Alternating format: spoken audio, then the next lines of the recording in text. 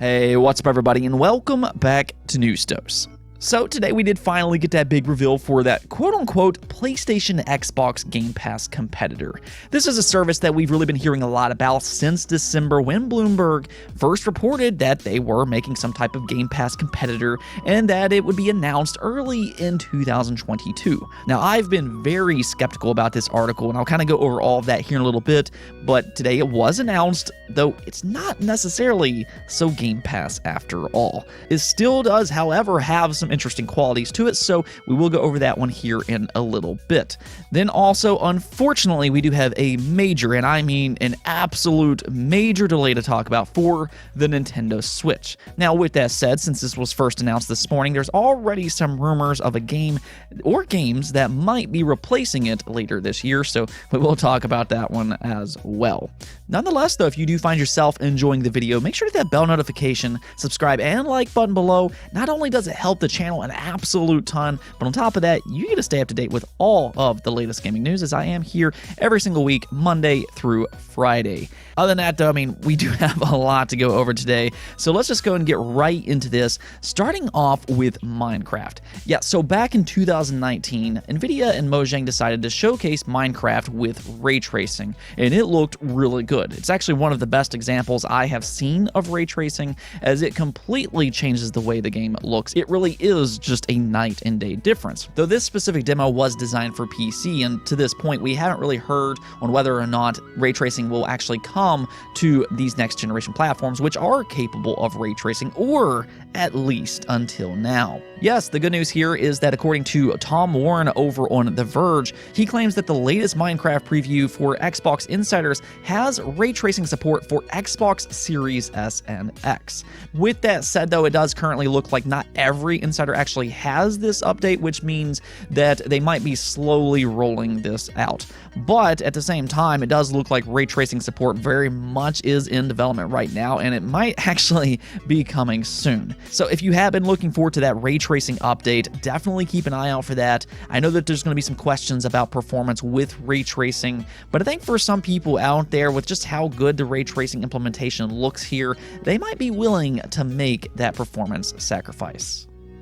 Next up here, we do have a brand new game to talk about for the One Piece franchise that kind of took me by surprise. This one is One Piece Odyssey, and while I'm not necessarily a big fan of this franchise, I've never really watched the anime, I've never read the manga or anything like that, the game here actually stood out because it actually looks pretty good. It kind of reminds me a little bit of what Bandai Namco did a few years ago with Dragon Ball Z Kakarot. That was a game that fans had really been requesting for years and years. They wanted this open JRPG style of game, and they finally did it. It turned out to be a pretty solid game, and I believe it did sell pretty well. It received several forms of DLC, and it looks like they're doing something similar to that here with the One Piece franchise as well, which is a very smart decision considering, again, One Piece is a very, very popular franchise. Here, though, with One Piece Odyssey, one of the most interesting things about this announcement is that they did reveal that it has a completely original story. So here they're actually going to expand on a universe, which I thought was pretty cool. And another thing that did kind of catch my eye here is that it is being developed by ILCA, which is the studio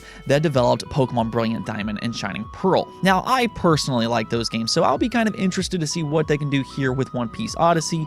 But for you One Piece fans out there, definitely look forward to playing this one later this year, sometime in 2022. They don't have an exact release date just yet, but they did reveal that it will be coming to the PlayStation 4, PlayStation 5, the Xbox Series, as well as the C.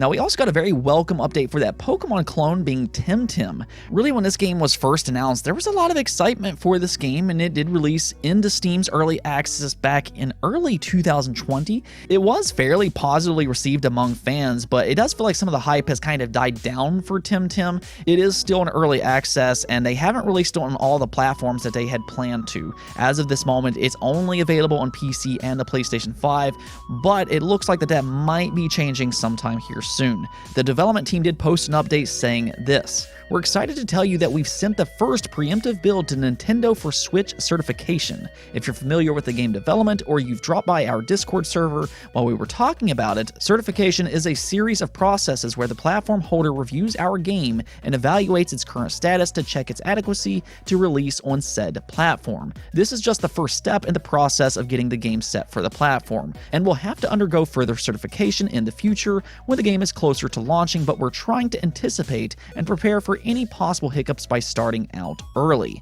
They then go on to talk about optimization for the Nintendo Switch and how it is one of their biggest challenges, but also go on to say that they are currently working on specific requirements for the Xbox Series X and S, and how they do expect that process to be a shorter and faster one, as they expect to have less optimization issues. So there you have it. If you have been looking forward to TemTem on Xbox or Nintendo, it does look like we are getting closer to that release. Though I don't know if there's going to be as much excitement as there was for this game initially back in 2020. The Pokemon franchise is in a much better place now, especially in 2022. So I think that some of the excitement might have died down for this game. But if you are still interested, let me know in the comments below. Are you excited for TemTem or not? Alright, so let's go and talk about PlayStation, as they did reveal their quote-unquote Xbox Game Pass competitor. Now, if you've been watching this channel for a while now, you probably know I've been a little critical over this statement, a little skeptical to say the least. This statement was made by Bloomberg, and we'll kind of get back to that here in a little bit, but it is now official. Sony themselves did confirm their new subscription service, which will be making its debut this June. Now, what they're doing here is that they're adding 2 completely new tiers to PlayStation Plus. So what this means is that the first tier, being PlayStation Plus Essential, is basically what you already have with PlayStation Plus. Nothing about that's going to change. It's still going to have cloud saves, it's going to have the monthly free games, and the price will also remain the same. So you're not going to have to change anything there. However, what they did do here is that they added 2 completely new tiers, one being PlayStation Plus Extra, which adds 400 PlayStation 4 and PlayStation 5 downloadable games from first and third parties. It will be priced at $15 a month or $100 a year, which is actually a pretty good price for what you're getting here, though as of this moment, we do not know the exact games that will be there at launch this June. They do say that they plan to include titles such as Death Stranding, God of War, Spider-Man, Spider-Man Miles Morales, Mortal Kombat 11, and Returnal, so those are some pretty good games right there, but as for the rest, we don't really have too much information, or at least as of this moment. Now, obviously, the big question that's on everybody's mind, though, is whether or not this is actually a true Xbox Game Pass competitor, in the sense, will they release their first-party games directly into a subscription service? And they did confirm here that no, they will not. Yes, unfortunately, the CEO of PlayStation, Jim Ryan, did say this: "We feel if we were to do that with the games that we make at PlayStation Studios, that virtuous cycle will be broken. The level of investment that we need to make in our studios would not be possible, and we think the knock-on effect on the quality of the games that we make would not be something that gamers want." So there you have it. They will not be doing day one releases for their first-party games. Now, personally, I think that this was to be expected, but because Bloomberg decided to say that this was an Xbox Game Pass competitor, that was kind of the expectation for some people out there.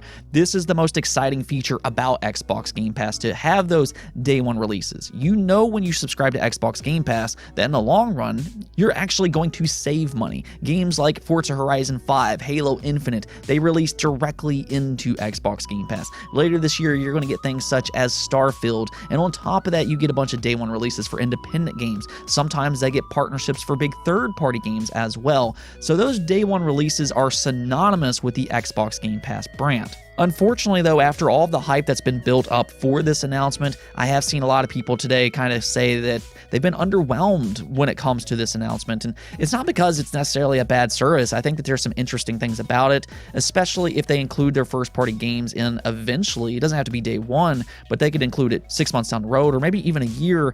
I think that that would at least be enticing, especially if they can include some pretty good third-party games as well. But because that initial hype built up from that original article claiming claiming that it was an Xbox Game Pass competitor. I just think that it set the expectations wrong. And I've pointed this out several times, but the title of that article just did not line up with what it was actually stating in the article itself. To me, and I'm going to try to put this in a nice way, but the title came off to me as really just there to kind of drive as much traffic as they could to the actual article itself. You know what I'm trying to say here, but I'm trying to say it in a nice way. But nonetheless, I feel like that the service itself could still be interesting if they implement it correctly.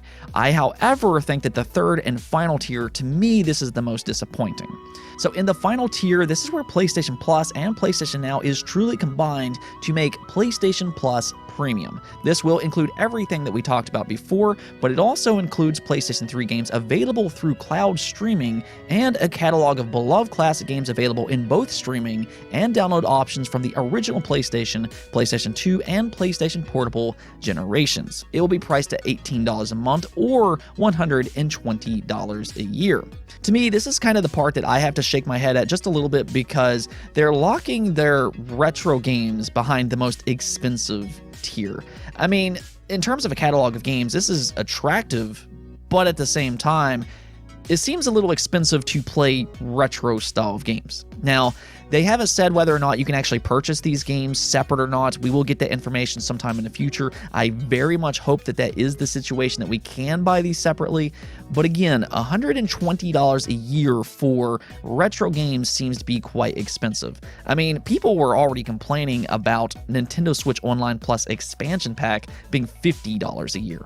And here we have retro games being locked behind a $120 subscription service. To me, that sounds a little steep, and what I personally think that they should have done here is to have added another tier, call this a PlayStation Minus, if you will, but more or less a cheaper tier that is strictly only for retro-style games.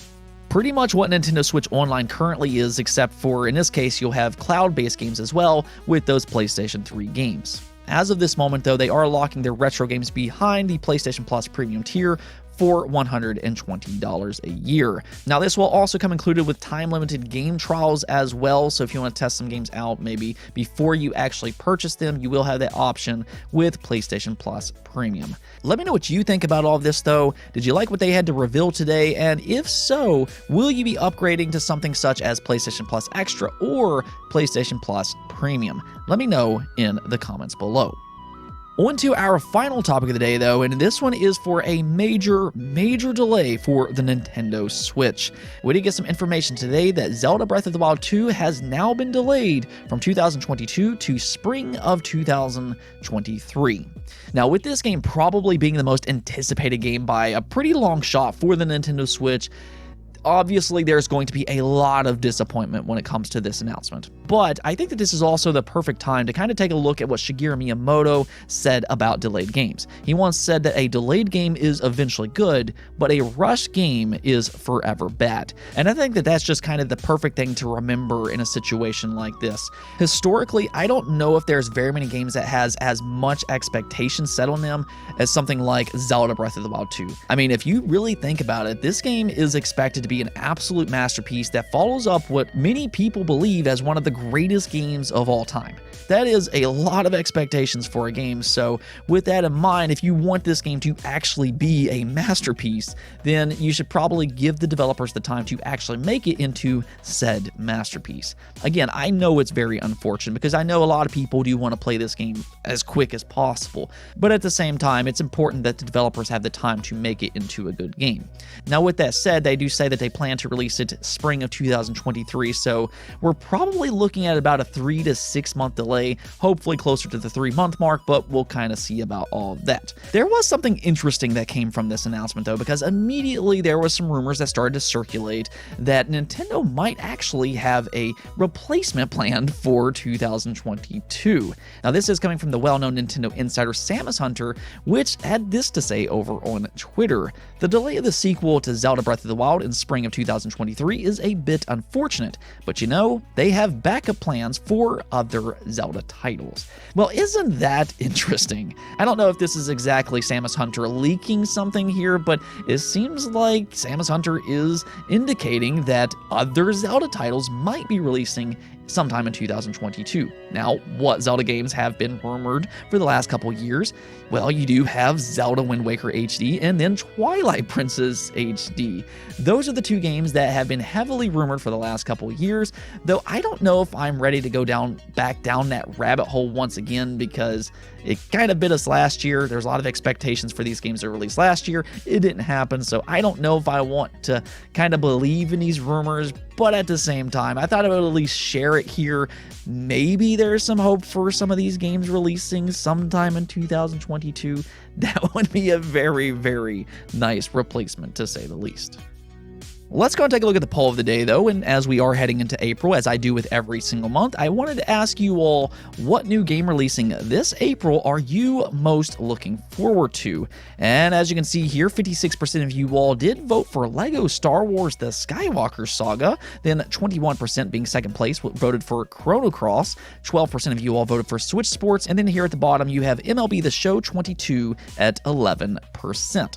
That is interesting to see a LEGO game win here, but actually after watching the trailer of this game, you can clearly see why. This seems like a very ambitious game, and I'm not really into the LEGO franchise. I'm not really into Star Wars either, to be completely honest with you, but this game does actually look pretty good. So I can definitely see why a lot of people are really excited for this game. Now, as for Chrono Cross, that's probably the one that I would vote for here. I mean, you're talking about an all-time great JRPG, and it's finally making its way over to modern platforms, so I am really excited to see that one. But yeah, I think April is just kind of a more relaxed month compared to what we have been seeing here recently. I mean, if you really think about it, over the last 4 months, we've gotten games like Halo Infinite, then we moved into January where we got Pokemon Legends Arceus.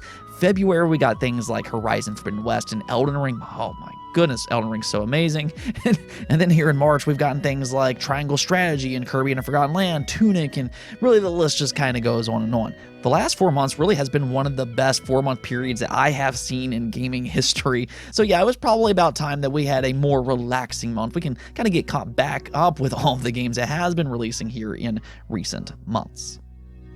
Anyways, though, that's it for this episode, but if you liked the video, don't forget to bell notification and subscribe button for more content just like this. Also, if you'd like to support the channel through Patreon, thank you for making this content possible. Peace out.